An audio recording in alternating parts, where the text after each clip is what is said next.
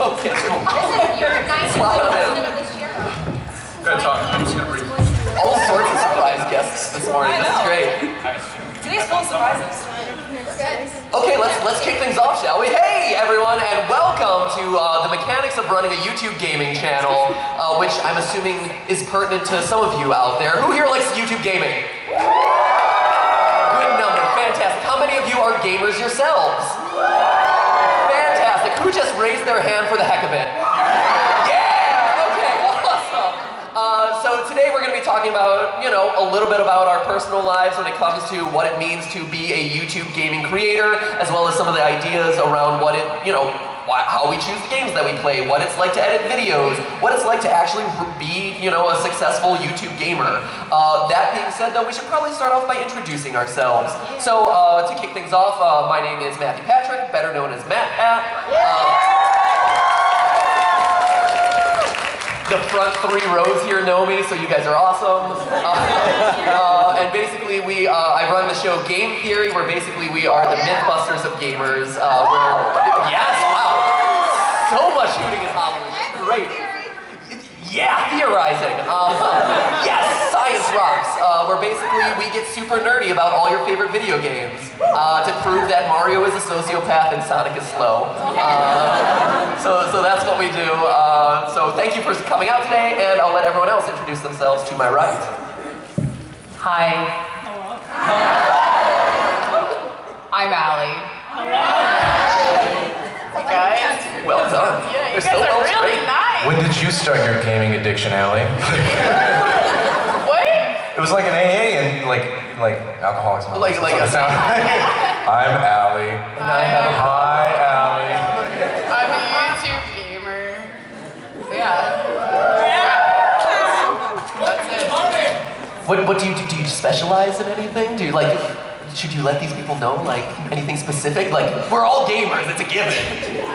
No, well, first of all, my channel name is 2mg/c², which is an expression to calculate the radius of a supermassive black hole. Science. That's a science. Yes, science. Science. Oh, we're gonna high five? We are. All right. Yeah, my gaming channel is mostly focused on me failing a lot. It's kind of funny and sad. But yeah. So yeah, it's just about having fun in games. And doing the best we can.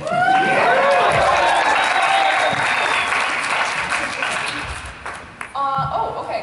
Hi. Hello. My name is Sonia, or OMG, it's Firefox, and I also play games. Pretty surprising. I wasn't actually supposed to be on this panel. We weren't sure if Max was going to step in. I'm here, sorry. I was just going to Maybe the panel would be better if I wasn't here. See, I wasn't looking for that sympathy, but everybody's like, oh, God. Maybe he would have been better off. I was just going to be GassyMexican for today, but I guess I'll be myself. I'm OMG, it's Firefox. I mostly just play games and make really inappropriate jokes, and that's about it.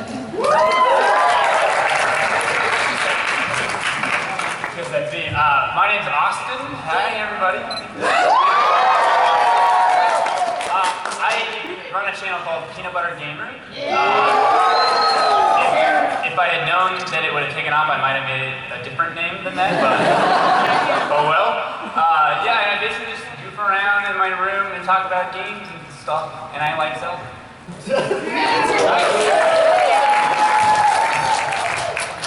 Hi, I'm Erin. Hi, Aaron. My YouTube channel is Aurelian, and I started off making Minecraft videos about 4 years ago, and now I continue making Minecraft, The Sims videos, and I also work for Twitch full-time as their community manager. Yeah. Hi, I'm Max. Frequently late to panels, out of breath, and maybe a little sweaty, I'm sorry in advance. I don't know, I'm an internet goofball like all these other nerds up here, and I'm excited to be here. Wish I was a little less sweaty and more on time, but happy to be here, so thank you. Hi, I'm Sean or Jack or whatever the hell you want to call me. Go Jack! I scream at video games, and I'm best known for Happy Wheels episode 4604. But happy to be here, and there's a lot of very pretty people here. I see that sign. Thank you. Yeah, like a boss and other stuff I say. Thank you. And I'm not an alcoholic like the rest of you. Wow. Okay, so real quick, let's start things off with a serious question here, guys. Like, I'm gonna ask the hard-hitting questions today, right? Because everyone in the audience, you know, hey, you're YouTube gamers. It's like the best job in the world. It's super fun to play video games for a living. Let's drop a hard dose of reality here, shall we? What is the hardest thing about being a YouTube gamer? I know it is. For me personally, it's I never leave my house. And I don't sleep as much as I used to. The hardest part about being a YouTube gamer is getting up at 12 p.m. So hard. So sorry, Jack. I had a panel at 9:30 a.m. That's crazy. Not okay. It's awful. It's We horrible. need to change the times. We're gamers. My gamer time. You got something? Yeah, so mine is that I get to make videos with all these people, and I have a 7-year-old, and she also watches all these people, so when I'm not talking to them, I can hear them in other rooms of my house, like on YouTube. It's you, most of the time. Yeah, I'm sorry. But he's here now, so I'll get cool mom Like points. making breakfast and you're top of the morning to you. Does he ever say I never say that. Oh.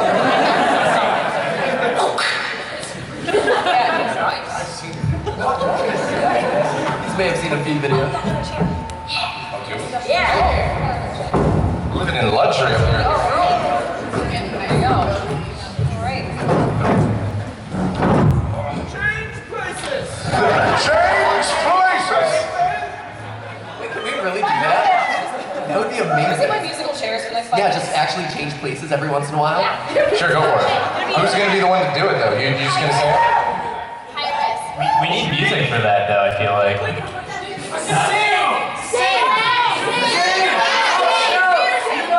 This Come is on, Matt, Matt sing. running a gaming channel, not MatPat relives his days in musical theater. Jeez. What's it like running a singing channel?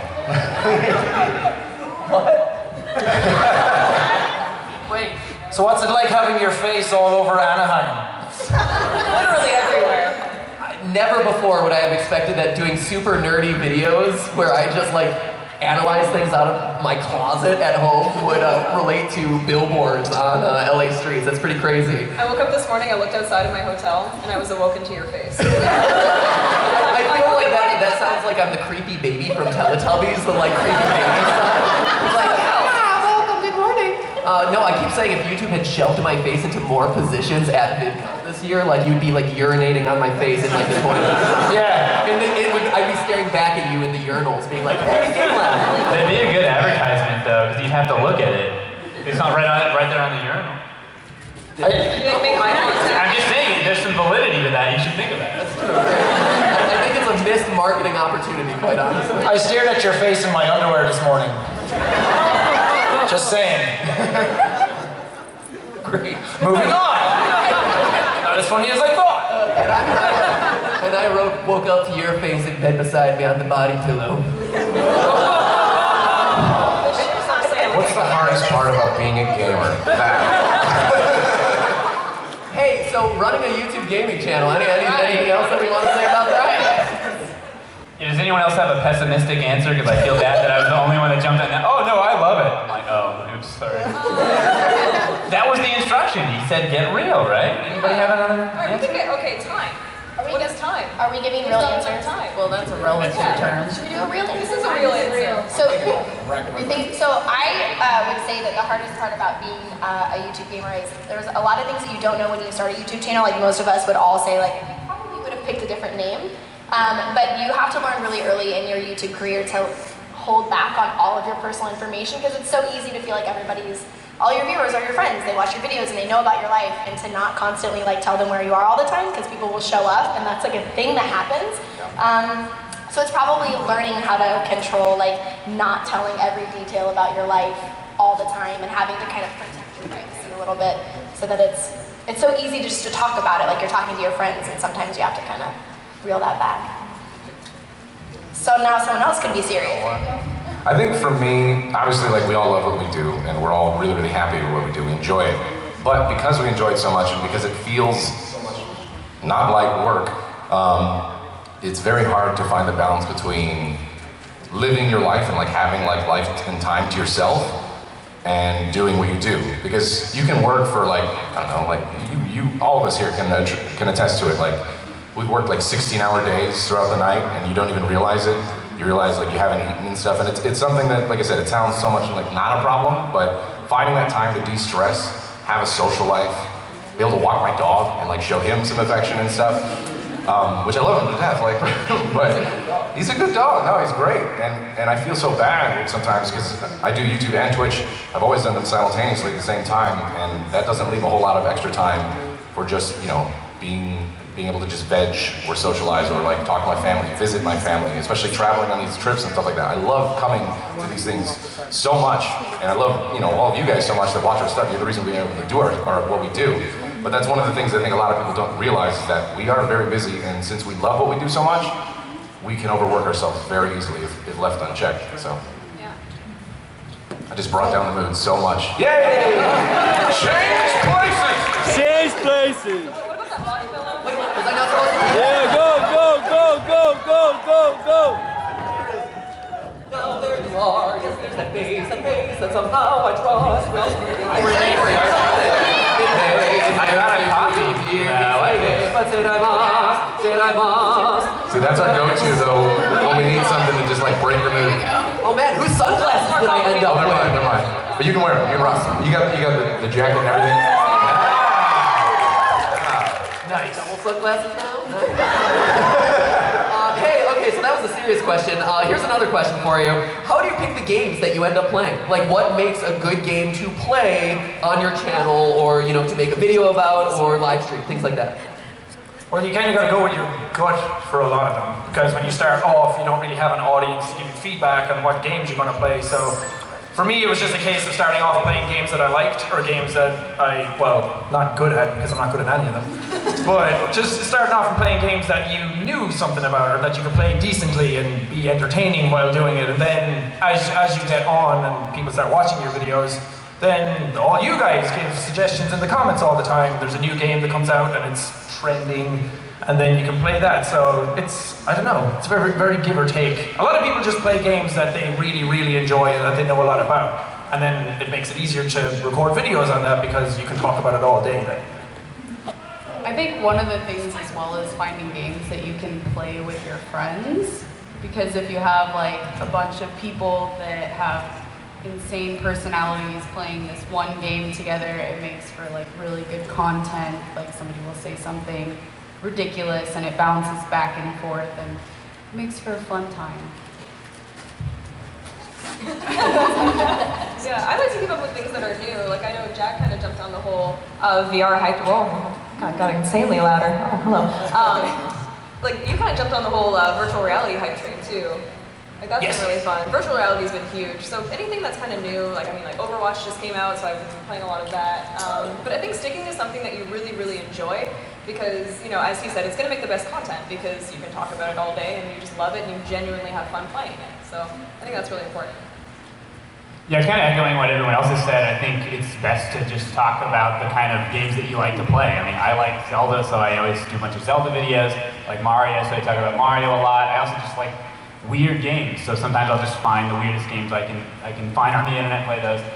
For me, it also has, because I kind of like script my videos and make like little episodes basically, so I have to have enough content to talk about for like, 10, 12 minutes or so.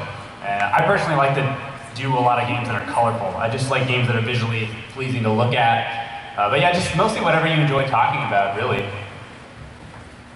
I spaced out. I'm gonna be honest, what were we talking about? Oh, the games, right. I swear I was listening for a little bit, then I just spaced out. Honestly, I try to stay with us, man. Even late also, the questions. You wanna know what actually like spaced me out initially? Look how many things she has on her badge. I'm not like, yeah, no, come here. This is impressive. Come on. Good God, look at that. Look at that. So literally I like looked at that and then I was just like, how did she get all of these things? Like, how? Oh, look at that, over there too. There's another one. It's crazy. A round of applause, yeah. Truly an achievement. Achievement unlocked. And she has a good shirt on. Right? She has excellent fashion taste. So anyways, running a gaming channel. No, no, for games, I like to have a healthy balance of games that I like to play and games that are newer and stuff. I've tried to stray away from jumping on every single new release that comes out because I just think it can be beneficial, like as far as discoverability for like streaming and YouTube and stuff, but it can also be a little bit of a detriment because there's everybody playing that game. And a lot of times it's advantageous to be playing maybe another game that's either an indie title or something that came out with, simultaneously released, but not a lot of people are playing it and not a lot of people maybe are aware of it. So, because some people get burned out of like, for instance, I love Overwatch, I've been streaming it like crazy, and I still will continue streaming because I love playing it. But also, sometimes I'll go back and just see what other releases have come out, or I'll go to like an old faithful game that I know I'm going to enjoy. Because as an online content creator in general, like you have to still be able to enjoy the stuff that you're doing. Otherwise, especially people that have been following us for a long time, they get invested in our personalities. They can tell when we're not actually into something, and I don't want that. That overall is it's gonna hurt me. It's gonna hurt my brand. It's gonna hurt, just how people view me if they just think I'm jumping on from game to game to game and bandwagon and stuff like that. But that being said, the thing I absolutely hate is when somebody's like, oh, this person played this game. Did you know they just uploaded a video? Like you're copying them. There's no such thing. Games are for everyone.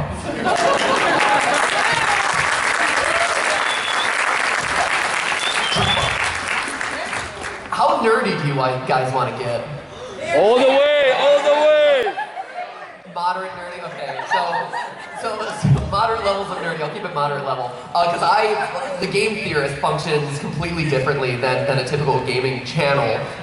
So knowing that YouTube's algorithms function in a way that if I release a bunch of videos that won't appeal to a large group of people, a large group of the subscribers, you will lose visibility to those subscribers, right? So if I were to go off the rails and do a bunch of videos that are like about this obscure game that no one's ever heard of, even though we have 6 million subscribers, not that many people are going to be able to see those because YouTube's like, oh, these people are no longer interested in that channel anymore. They're no longer interested in what that channel is producing.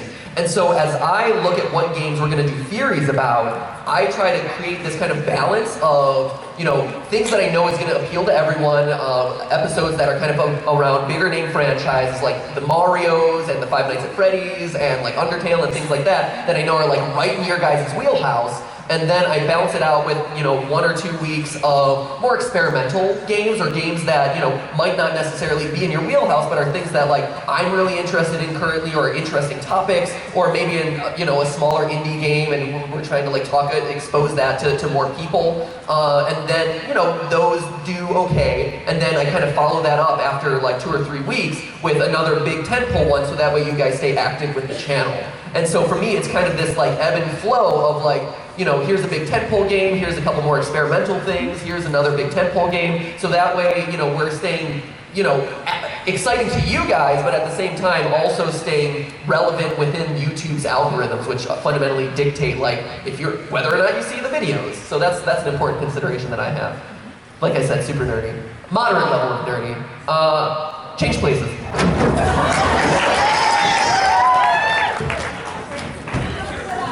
Be decisive! Be decisive!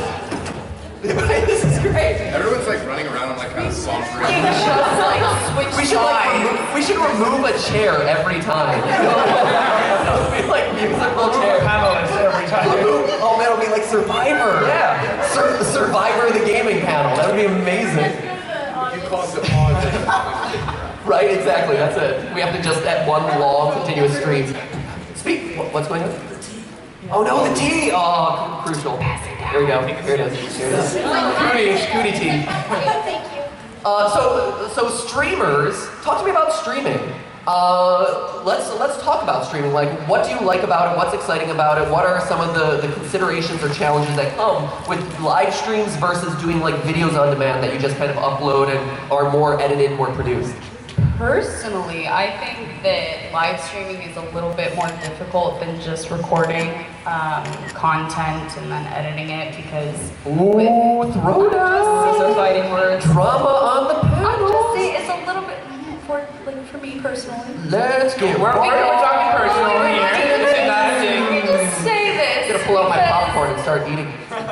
As I'm like playing a game, it's so different because now instead of just playing a game to play it, I'm playing it to be an entertainer. But not only that, I'm there to interact with a live chat, trying to like clutch ace, Kobe nade, defuse the bomb all at once. So my brain is everywhere. So live streaming is really awesome because I have this community that's right there as I'm playing the game and in the moment with me. So when I do, you know, go 1v5, defuse the bomb, 0.1 seconds, go, the whole chat's like, POG champ, she did it! Bible thumb, you're a POG champ is god! an emote on Twitch if you guys don't know that. Yeah. Sorry, my bad. What are these words that you're saying? You know, POG champ, Kappa, you know, Craig Gath, you know all this, right? But Sorry, guys. it's like we're there in the moment together, and that's really awesome. But it is difficult to like zone in and focus on the game to like be like, I'm not just here to, you know, entertain. Like I'm actually okay at games. Like I'm It's an trying. entirely different animal, honestly. Like with YouTube, you have the safety net, I would say, of you can edit it. You can do whatever you want. Like right, you record something, you screw up saying something, all right, I'm gonna take another take. Or you just keep recording and then you go in post-production and then you choose how you want to make that video. Live streaming, I screw up speaking, it's out there. Someone's clipped it, they put it on Twitter, and it's out, and 1,000 people are laughing at it. Like, so there's that, and like she said too, like when you're live streaming, you're paying attention to the chat, you're paying attention to the game, you're paying attention to alerts that are popping up that people are following you, people are subscribing to you, people are tipping to you, people are leaving you messages. You're trying to be entertaining while all this is happening and focusing on the game. So it's finding the balance of all of those things and putting them in a big cauldron that we call live streaming. And you know, trying to make an entertaining show about it. But I think one of the biggest differences, and one of the things that's so cool and different about and unique about live streaming versus YouTube is that instant feedback that you have from the chat. Like, I love comments and I love seeing feedback and stuff like that, but there's something really special about having that engagement level of people right there in the chat that are talking about the thing you're doing right there in the moment. You can't get that from YouTube. Like, I mean, YouTube has live streaming and stuff like that, but Twitch is better. I'm just gonna say it. I'm allowed to have opinions. All right? No, you're not. Online personality, How do you you- are not allowed to have opinions. This is the internet. What are you talking about? No, okay. I stand by that. But what I'm saying is it's a different animal. There's benefits for both things, and I will say that is also a benefit. It's not a detriment as well for having the ability to go in and edit stuff and craft it. It's a different type of content, right? And I'm not saying one is better than the other as far as like what kind of content they produce. They're just different. They're different animals. There's a lot of different games that work well between the two platforms also. Like I've noticed that if I try to post a puzzle game on YouTube for my channel, everyone just gets angry. Like, why didn't you figure this out? Like 4 episodes later, I've like already finished it. But those types of games work really well for live because I have hundreds of people who can sit there and say like, oh, did you go back and try this? No, I didn't. So that's, they can yell at you. Like they can yell at you like in real time. Yeah, so it's great, right? I love being there that all the time. But it's great because that's more of an experience. Instead of like just me playing a game by myself and then posting it and getting feedback later, it's something that we can do together and we can go on a journey together live at the same time. So there's different types of games that work better for live content versus like posted content because you get to experience it with me at the same time. I can relate to what you were saying about, you know, live streaming being difficult because you're in front of a live audience. I always had a lot of anxiety problems. It took me like years before I even had the courage to go up in front of a panel like this and talk because I was not good at public speaking and I would just freeze up. So live streaming, thank you, Matt. So yeah, like live streaming to me was it was hard. It intimidated me and I didn't do it for a long time. I did it when I was smaller. But then once the audience started getting bigger, it would intimidate me and I would stop doing it. So it is kind of freaky because you feel like, oh no, I'm literally just sitting here and people are watching me. What if I do something stupid, you know? Yeah, like it is kind of stressful in that way. But at the same time, to get to the actual question about what's good about live streaming, it is really cool to get those live reactions. Like you said, you get those big moments where, you know, something crazy happens. I was playing a dating, long story, I won't tell the whole story, but I was playing a dating sim Let's hear game. about the dating. I was playing dating. No, I was playing a dating sim game where I date That's a myself. dangerous game. I was playing a dating game where I was dating myself, and I was bragging the whole time. That's about weird, dude. I know, it is. It was a very strange experience, but I was bragging the whole Weirder time. than me and my Jacksepticeye body pillow. Debatable. But Love is love, okay?